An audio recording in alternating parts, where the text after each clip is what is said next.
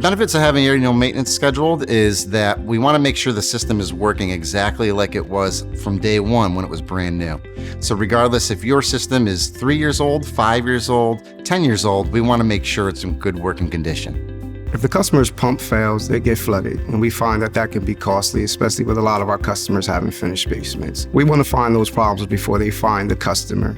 Depending on a heavy rainstorm, we could find problems every day.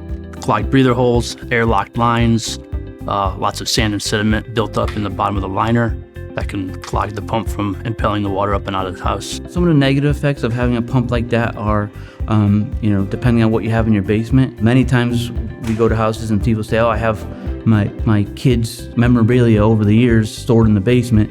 That gets ruined in the event that you have a flood.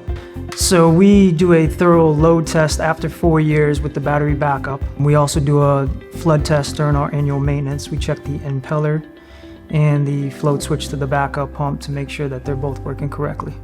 Humidity is a big issue in basements, and our Sandy Dry basement air system helps to condition that air. So we find that it's important to maintain the system, change the filters, cleaning the core, the coils, and checking the refrigeration system to make sure that it's working optimally. Our customers are our number one asset. They trusted us in the beginning to do the right thing, and in turn we invested in a service department to make sure that we find problems before they find the homeowner in a proactive approach. But even when there is that issue every once in a while on a responsive, that we have a large enough team to be able to dispatch out to our customers. So we have 20 technicians on the road here at Connecticut Basement System, servicing 4 customers a day per technician. We were there for a reason in the first place, to dry your basement out, so we want to keep it dry.